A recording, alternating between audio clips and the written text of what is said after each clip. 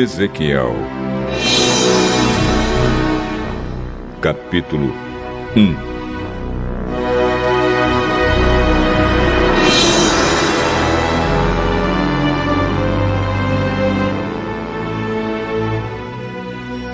No dia 5 do 4º mês do ano 30, eu, o sacerdote Ezequiel, filho de Buzi, vivia na Babilônia, na beira do rio Quebar, junto com os judeus que haviam sido levados para lá como prisioneiros.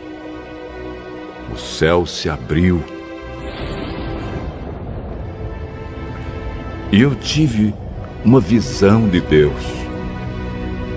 Quando isso aconteceu, fazia 5 anos que o rei Joaquim estava preso.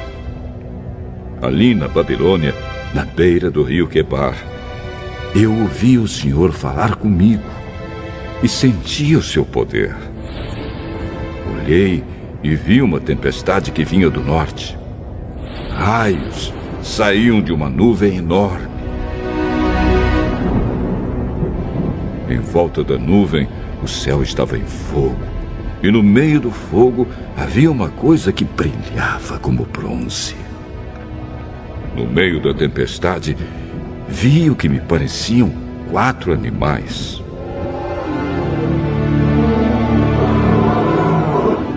A sua forma era de gente, porém cada um tinha 4 caras e 4 asas.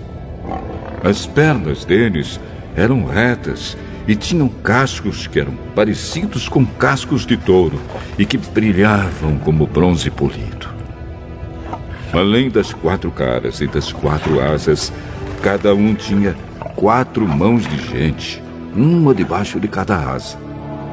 2 asas de cada animal estavam abertas, com as pontas tocando uma na outra.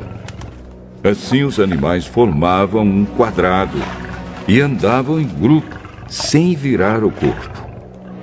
Cada animal tinha 4 caras diferentes. Na frente, a cara era de gente. Do lado direito, era de leão. Do lado esquerdo, era de boi. E atrás, a cara era de águia.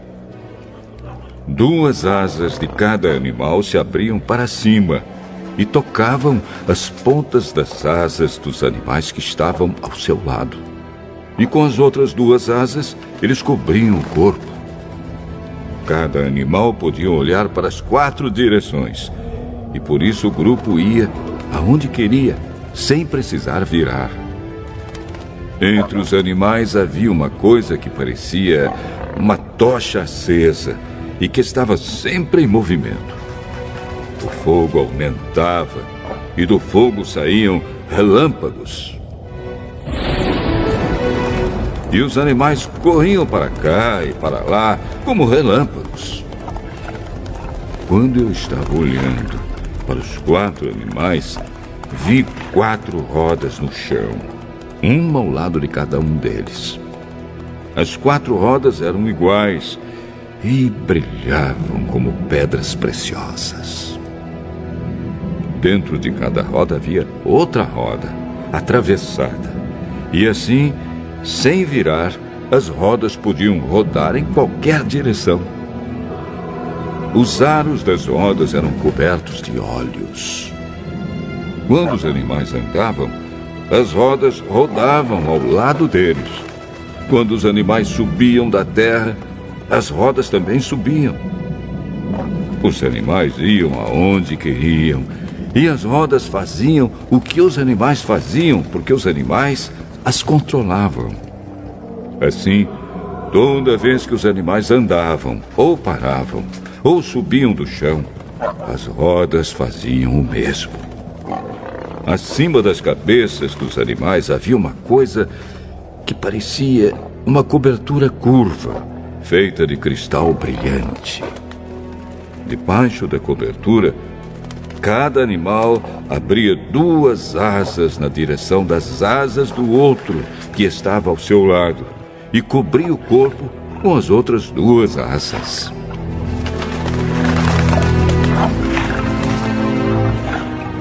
Eu ouvi o barulho das suas asas quando voavam. Era como o rugido do mar como o barulho de um grande exército, como a voz do Deus Todo-Poderoso. Quando paravam de voar, abaixavam as asas, mas ainda se ouvia um som que vinha de cima da cobertura que estava sobre as cabeças deles. Acima da cobertura curva, havia uma coisa parecida com um trono, feito de safira. Nele estava sentado alguém que parecia um homem e que brilhava como se fosse bronze no meio do fogo. Todo ele brilhava e com o mesmo clarão de fogo. E a sua luz tinha todas as cores do arco-íris nas nuvens. Esta era a luz brilhante que mostra a presença da glória do Senhor.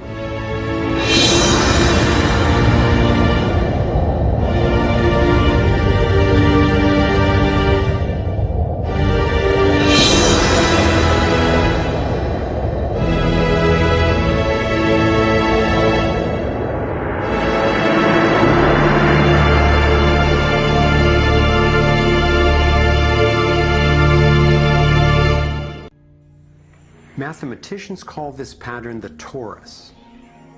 The energy in a torus flows in through one end, circulates around the center, and exits out the other side. It's balanced, self-regulating, and always whole. I was first officially introduced to the torus by scientist and inventor Arthur Young.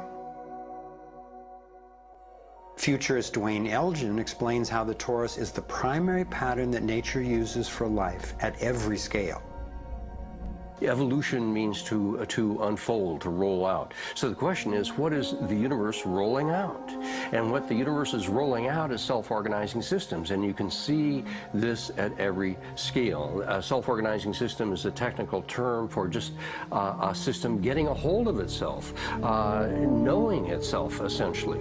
And if we go to nature, we can look at and we can see these self-organizing forms throughout. We can see it in the cross-section of an orange, the cross-section of an apple. We can see it in the dynamic nature of a tornado. We can see it in the magnetic field around the Earth, a similar magnetic field around an individual. We can see it in the structure of an entire whirlpool galaxy.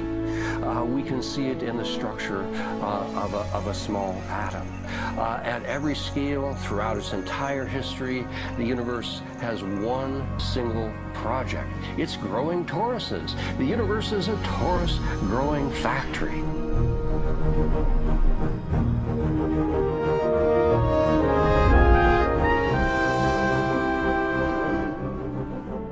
These toroidal dynamics are visible at various scales. One of them is at the galactic level, which are huge spinning structures with billions of stars in it. Looks like typically big arms of galaxies spinning around, and they have vortices that goes from the center out to the edge of the galactic halo that surrounds them. Stars move from this galactic disk out to the halo, down the vortices, and back out again. Stars like Arcturus, for instance, we know have done that path already. That's the appropriate description even for the atmosphere of our planet. The weather goes from the North Pole down to the equator and then back up, from the South Pole up to the equator and then back down. Even the dynamics on the surface of the sun are very similar. Of course, here we're looking at it from an external perspective on a small scale model. When you look at the solar system embedded in the galaxy, embedded in the cluster, embedded in the supercluster, we're traveling in this boundless sea of infinite torus flow.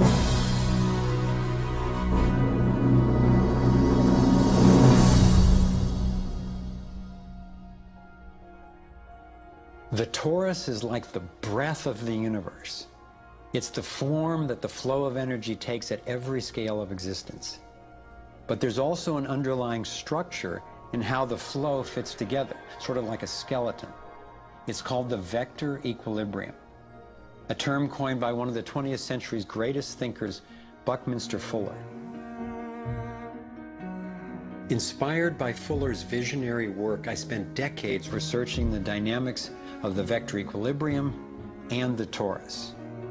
I became so excited by the potential of the toroidal energy form that in 1997 I co-founded a multidisciplinary think tank called the Sequoia Symposium to study the pattern and explore its applications.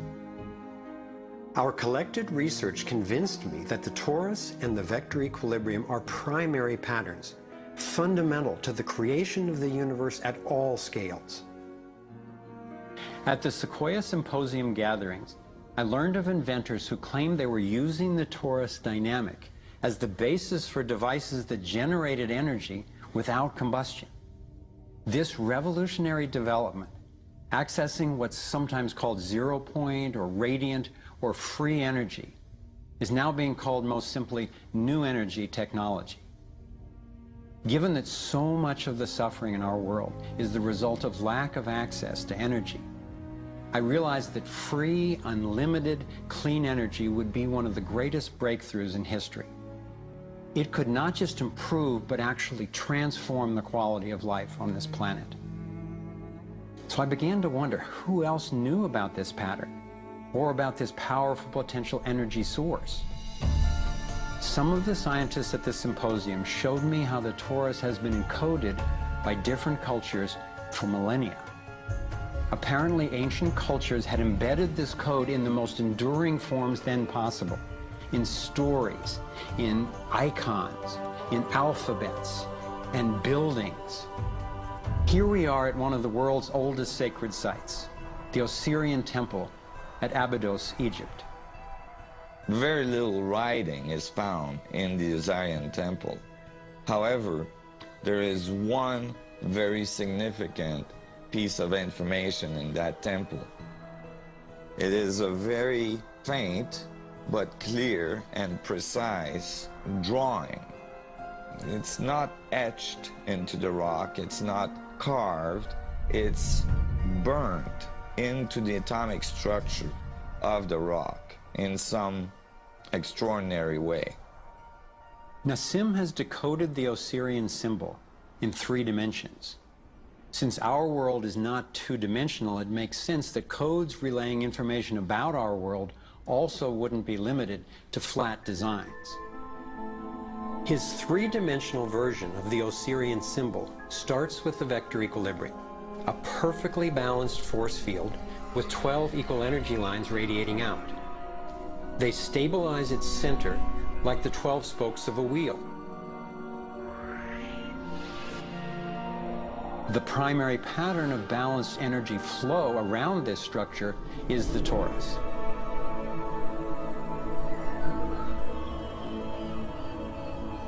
Here we expand to the next larger scale with a total of 64 pyramids called tetrahedra.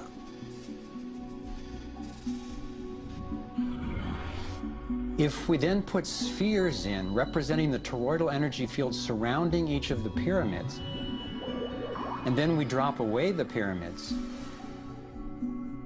we end up with a matrix that is, amazingly, an exact overlay for the Osirian icon, a 3-dimensional model of the same pattern that was burned into the rock wall of the Egyptian temple thousands of years ago. Now we travel across continents, from Egypt to China, where the same geometry appears at another sacred site built in 1420. Then you go to the Forbidden City, where the sun gods reside, and where you find at the entrance the Fu Dogs, the guardians of the knowledge. They guard the knowledge under their paw. The same geometry of 64 energy units is encoded again. I started wondering, is it just a coincidence that the exact same design appears in significant places on 2 different continents? But then Nassim showed me that this geometry of 64 is encoded time and again in cultures across the centuries and from all over the world. The Hebrew Kabbalistic tree of life creates the same structure we just saw, with the vector equilibrium again embedded at every level. The ancient Chinese system of wisdom called the I Ching is based on 64 hexagrams, symbols with 6 lines in a set, some continuous, some broken. These can be put together as the 6 edges of a tetrahedron, and together would form the 64 tetrahedron crystal.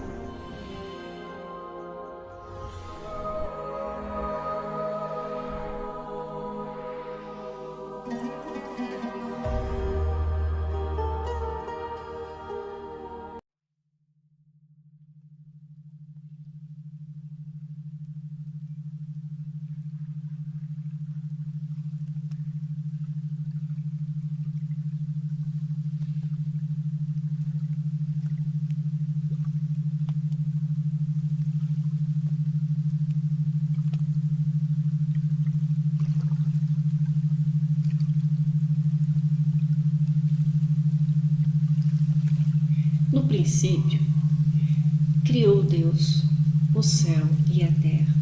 Gênesis 1:1. Partindo dessa primeira esfera ou bolha no vácuo, a esfera pode ser comparada a um óvulo.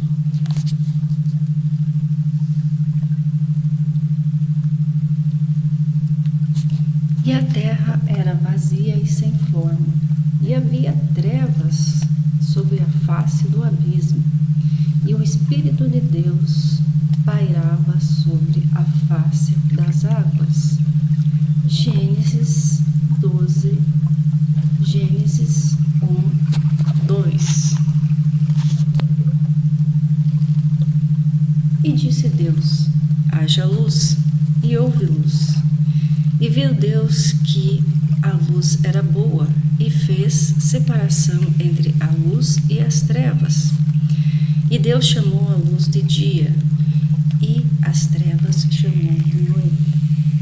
E foi tarde, foi manhã, e esse foi o primeiro dia. E disse Deus: haja uma expansão no meio das águas, e haja uma separação entre as águas e águas. Gênesis 1:3-6.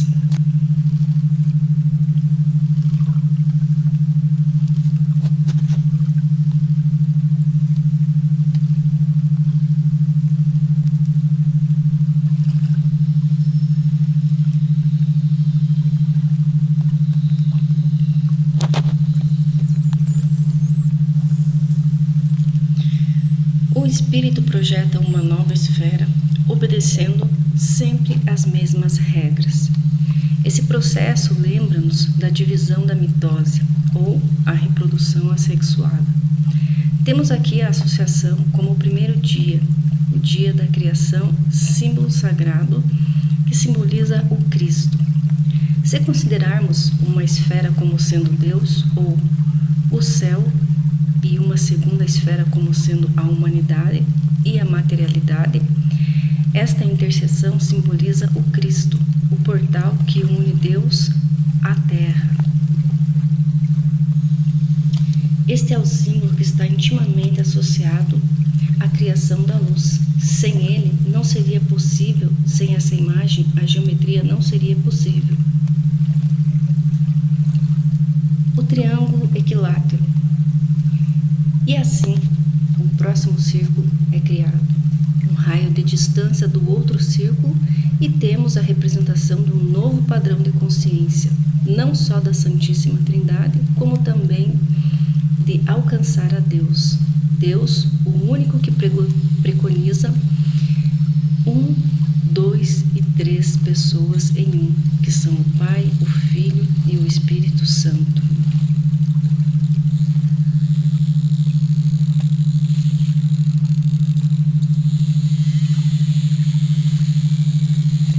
A semente da vida. Os 7 dias da criação. Quando nós continuamos com o movimento matemático da criação, nós iremos chegar ao 7º dia da criação, representado por 7 círculos, obtendo um símbolo de 6 pétalas da flor da vida, conhecida como semente da vida. O princípio da criação do universo ao qual nós vivemos está em um movimento em torno da primeira esfera, que representa o primeiro tipo de rotação ou padrão da Gênese. Toroide. Se pegarmos o padrão de Gênesis, a primeira forma tridimensional que conseguimos extrair é conhecido como toro ou toroide, em inglês torus. Essa é a forma que é obtida a partir da rotação da semente da vida em torno do seu eixo central. E também é o último desenho que representa o touro, assim como na figura, visto que ele também tem 2 dimensões. Essa forma geométrica, ela está diretamente conectada com tudo que existe nos planetas, estrelas e galáxias.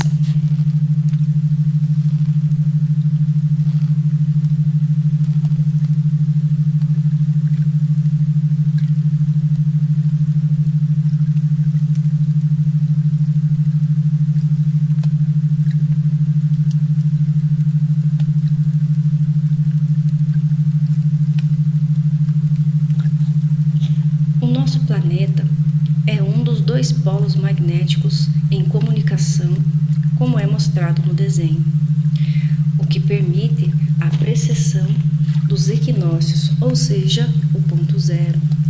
O Taurus também está presente no corpo humano, como por exemplo, o nosso coração ele tem 7 músculos formando o toroidal, bombeando para 7 regiões e pode ser encontrado em todas as formas de vida existentes.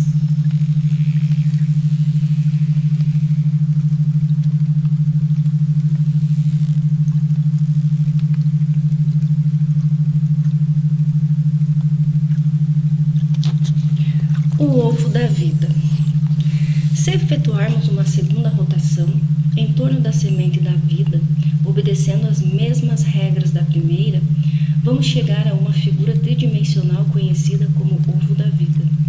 O ovo da vida, ele representa a estrutura morfogenética que é, logo após a fecundação do óvulo, ele começa a se subdividir e chega num dado momento, ele começa a fazer a formação da vida em 8 esferas aglomeradas, a partir do qual o nosso corpo foi criado. A nossa existência física depende dessa estrutura, desta cor, desde a cor dos olhos e o formato do nariz, etc.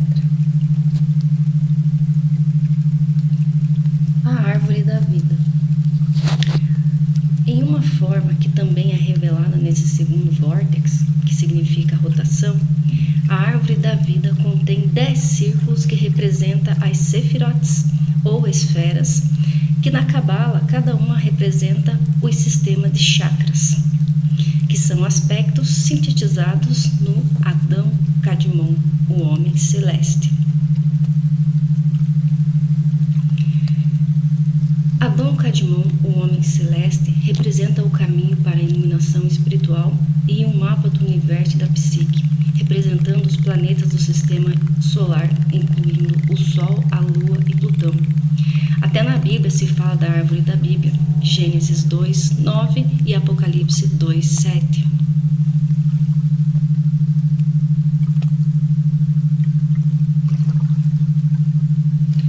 A flor da vida. Com uma terceira rotação, obtemos o padrão que determina a formação da realidade física. Quando olhamos de forma atenta para a flor da vida, vamos obter 19 círculos inscritos em 2 círculos concêntricos. Cada molécula da vida, cada célula do nosso corpo conhece esse padrão. Ele é o padrão da criação da vida e de todo o lugar. Representa o padrão geométrico da criação da vida em todo lugar. É uma imagem encontrada em várias civilizações antigas, principalmente no Egito, Japão, Índia, Espanha. E é nesse código que contém toda a sabedoria, indo de formas comuns de ensinamentos até encontrando-se por trás de todas as estruturas da própria realidade, de todos os harmônicos da luz e também dos sons e da música, similar ao código genético contido em nosso DNA.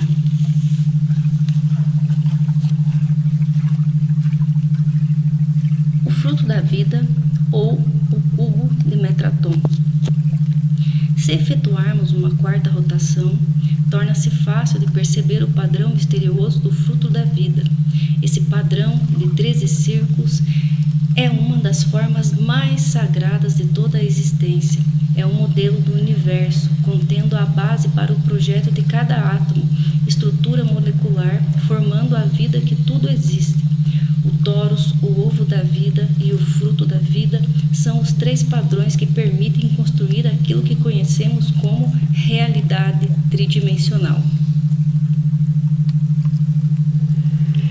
Eis a origem do porquê o número 13 ser sagrado em todas as nossas culturas antigas de nossa civilização. Vivemos em um universo multidimensional que existe 13 tipos e níveis de consciência. Eis a razão do porquê um mestre e 12 discípulos.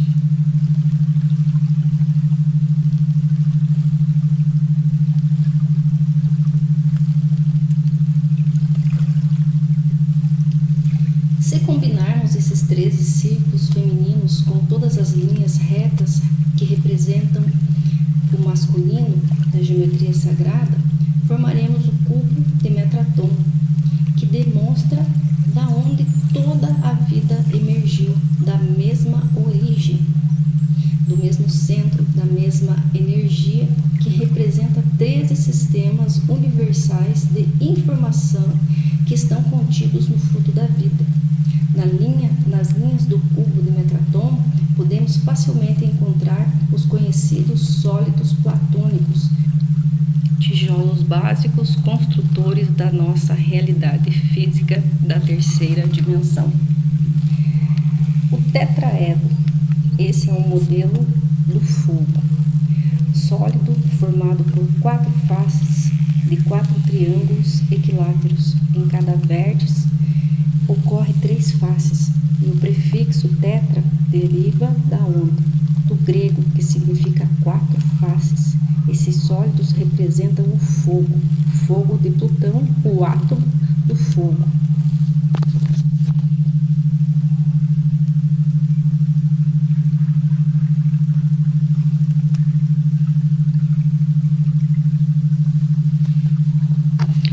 O cubo é o único poliedro que ele é regular com as faces quadrangulares.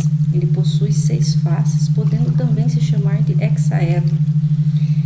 E esse sólido representa a Terra, porque Platão, ele acreditava e afirmava que os átomos da Terra seriam cubos, os quais permitiam ser colocados perfeitamente lado a lado, conferindo assim solidez. E é o sólido de maior estabilidade.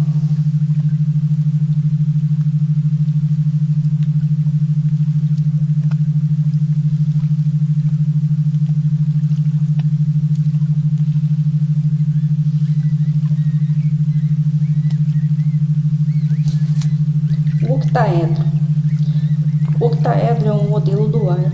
As faces desse poliedro são de triângulos equiláteros, mas cada vértice reúne-se em 4 triângulos. O poliedro é formado por 8 faces, por isso é chamado de octaedro, e ele representa o ar.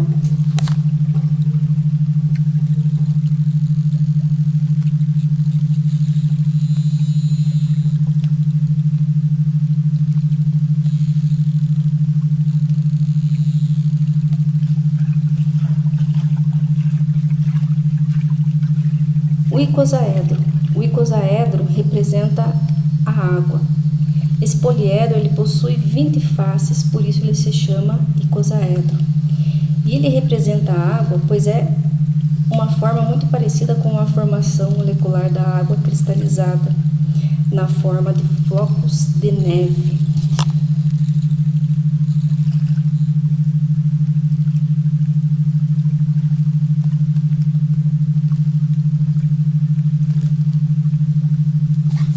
Dodecaedro. O dodecaedro representa o cosmos e é o único poliedro regular cujas faces são formadas de 12 faces pentagonais. O dodecaedro é um elemento primário universal que dá origem a todos os demais elementos do universo. Os mais importantes, a quinta essência do cosmos, tal como os 12 signos do zodíaco.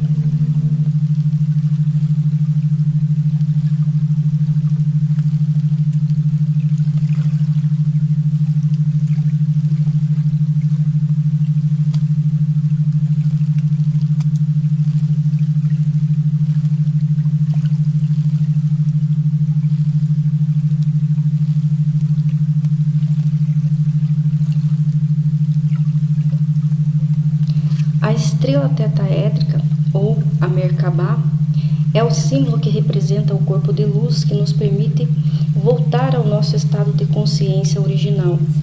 Quando duas pirâmides de luz se unem em forma de uma estrela, o que acontece é um nascer de novo, um universo estelar de inteligência. A união entre a água e o fogo é o símbolo de integração da espiritualidade, assim na terra como no céu, o portal multidimensional do equilíbrio entre o feminino e o masculino, o yin e o yang.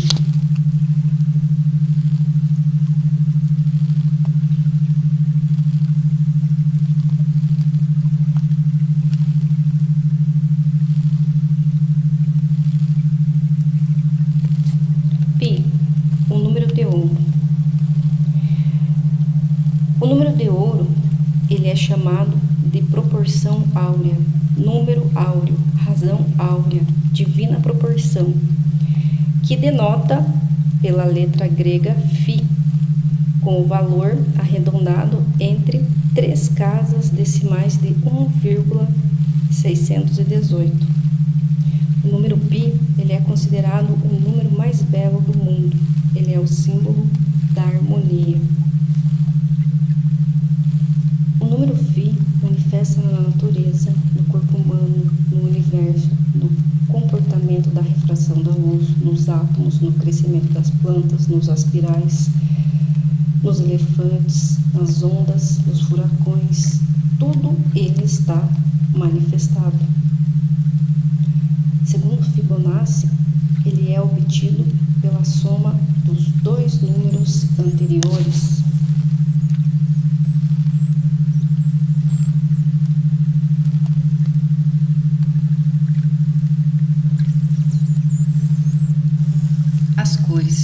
As cores estão ligadas à nossa espiritualidade, à Merkabah, às rodas de Ezequiel, aos chakras.